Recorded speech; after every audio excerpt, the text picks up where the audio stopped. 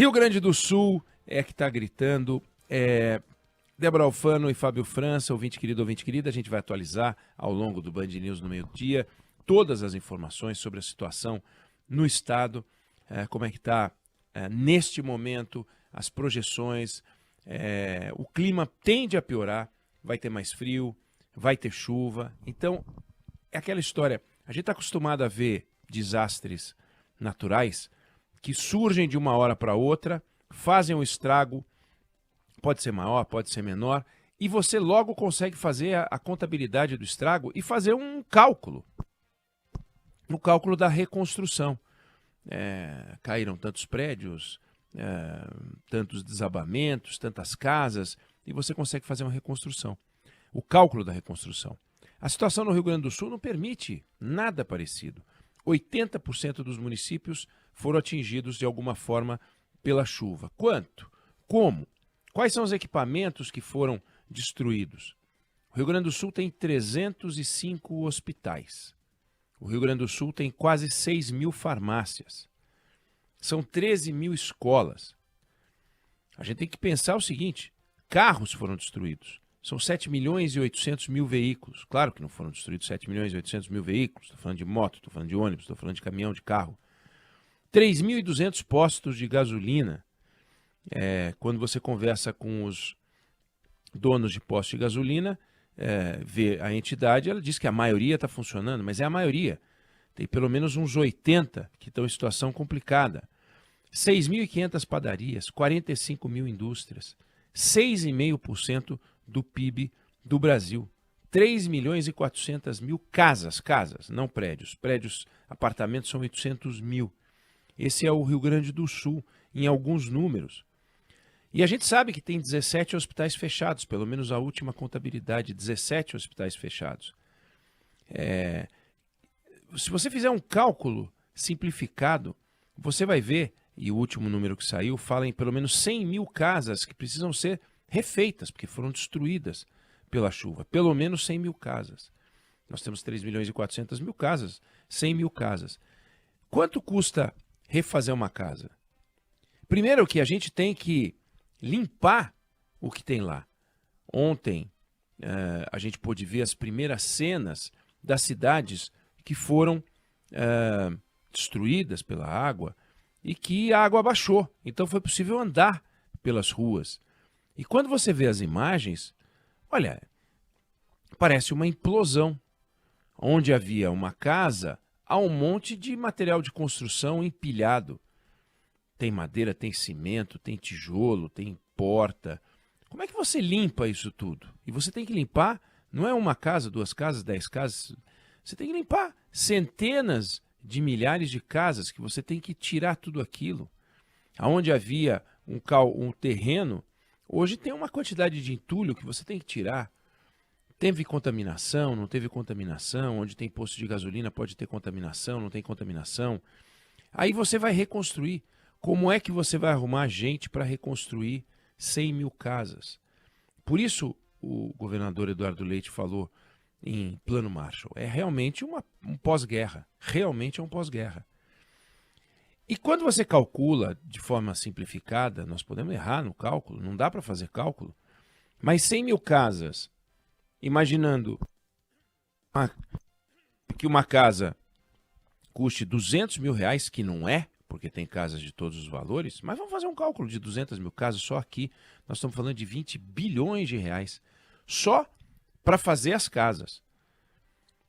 Imagina a dificuldade de achar material de construção, imagina a complexidade, o que aconteceu com o terreno, com a fundação, com a porosidade, com a qualidade do solo. Então, é um estrago monumental. Quantos automóveis foram destruídos? Né? Não dá para ter uma ideia, mas a gente viu imagens de automóveis colocados, parece que foram colocados com a mão, virados de ponta cabeça, apoiados numa árvore, apoiados num guarda-reio de estrada. E as estradas? Quantos pontos de interrupção são totais e é preciso fazer a reconstrução daquela estrada? O que é reconstruir aquele pedaço de estrada? Então, qualquer número que a gente apresente, qualquer número que se apresente, ele é pequeno diante do estrago. Então o governo federal falou em liberação de R$ 1 bilhão. O governo do estado, apertando aqui e ali, falou em 200 milhões de reais.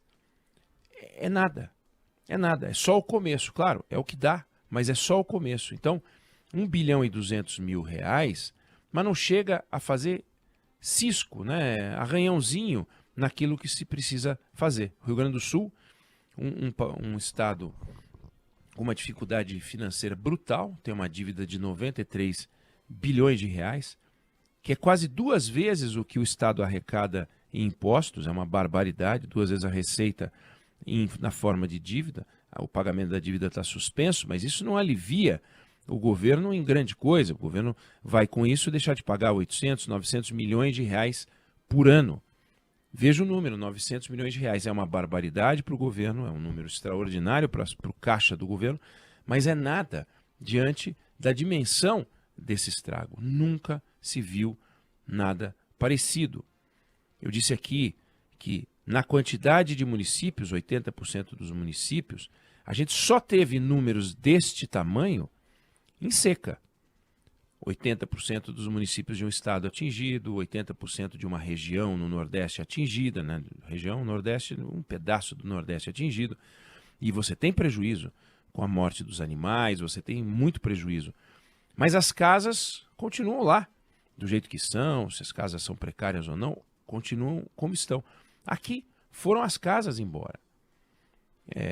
Foram farmácias, foram padarias, comércio, a gente tem as pontes, como eu falei, as casas, tudo para reconstruir. E nesse período, como é que ficam os empregos? Como é que ficam as crianças para poder estudar, né?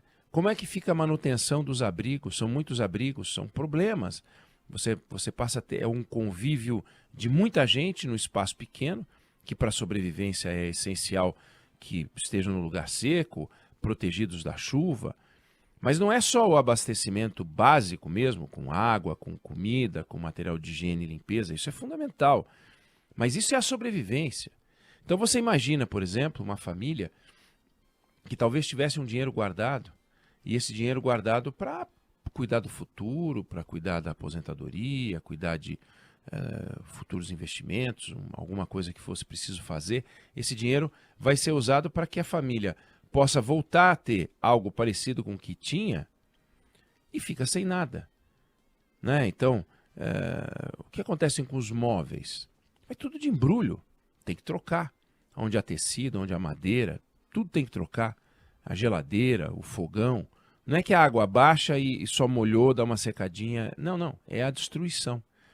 E isso a gente não está acostumado a ver. A gente está acostumado a ver numa região quando acontece de forma muito concentrada. Rio de Janeiro, né? As cidades serranas conheceram um desastre absurdo, né? Deslizamento de terra, destruiu um monte de casa, um negócio horroroso. Mas com este tamanho a gente nunca viu. Então, é claro que agora é um momento de solidariedade. Ainda a gente está falando em resgate. A gente está falando em tirar pessoas que ficaram em áreas, resolveram ficar em casa, até porque o pior do ser humano apareceu, ao lado do melhor do ser humano. Então, quando você tinha ali a rede de solidariedade, tinha saqueadores, bandidos, assaltando casas fechadas, prédios, uma coisa absurda. Então, além disso, um custo do resgate, cada bote um policial armado para poder ajudar as pessoas, nós estamos ainda nessa fase. E a orientação dada para que as pessoas saíssem de Porto Alegre, por exemplo, para ir em direção ao sul do estado, outros lugares, também complicou agora, porque a previsão do tempo não ajuda a leitura do que vai acontecer com o sul do estado. E mesmo lugares onde a água já baixou, chance de chover é grande. Então, é um desastre em câmera lenta, porque ele vai correndo dias e dias e dias, e a água sobe, a água baixa, e as pessoas dependendo de socorro. Mas o Estado vai ter que ser reconstruído. Essa reconstrução vai ter que ser feita com racionalidade. Claro que alguém vai dizer, mas se todos voltarem para os mesmos lugares, nas mesmas condições, numa possível chuva que aconteça de novo, semelhante a essa, vai produzir um estrago grande, sim. Então, as cidades vão ter que se repensar. Não dá para simplesmente tirar as pessoas do lugar onde elas moravam e mudar para outro lugar, porque não tem outro. Que outro lugar?